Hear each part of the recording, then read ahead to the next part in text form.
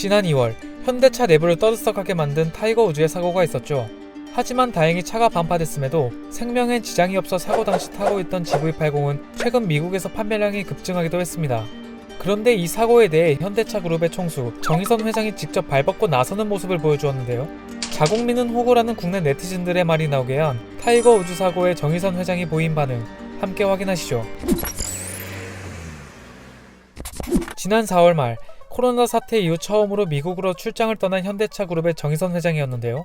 출장 목적은 최근 호조를 보이고 있는 미국 시장 판매 전략을 재검토하고 바이든 정부의 친환경차 정책에 맞춰 차세대 전기차 아이오닉5를 미국 내 현지 공장에서 생산하는 방안을 추진하기 위해서였죠.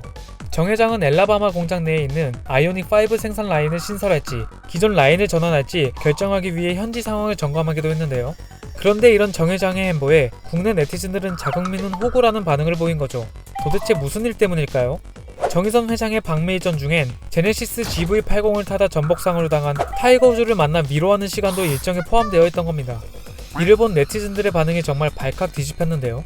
일반 소비자에겐 가차없더니 국내 급발진 피해자나 만나라. 타이거 우즈보다 우리나라에서 불난 제네시스 차주를 만나는 게 먼저 아닌가? 국내 소비자는 만나지 마라. 맞아 죽을 수도 있으니. 아무리 우즈라 해도 본인 운전과실로 사고 난 걸 병문안가냐? 자국민만 호구, 내가 이딴 놈들 차를 사줘야 하는 거냐며 수많은 비난을 이어간 겁니다.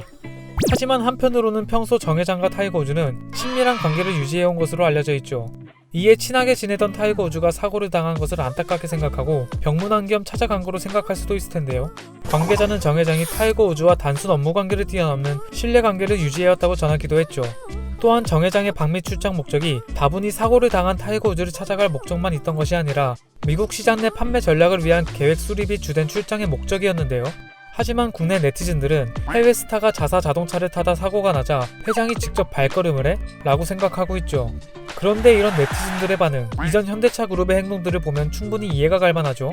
국내에서 야기된 수많은 결함에 대해서는 묵묵부답, 결함 아니다, 운전자의 실수다라며 일관된 태도를 보여왔던 현대차 그룹이죠.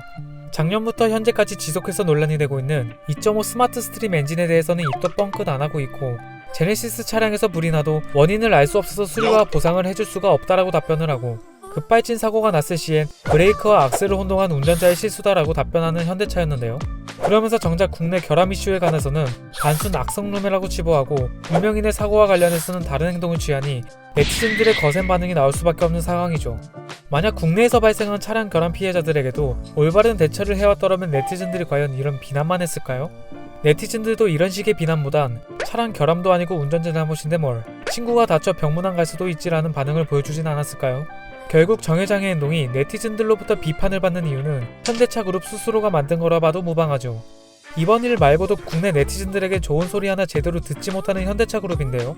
신차가 출시되었을 때도 글로벌 시장에서 판매량이 늘어났다는 소식에도 현대차 그룹에 관한 기사라면 네티즌들의 부정적인 반응들을 흔히 볼 수가 있죠.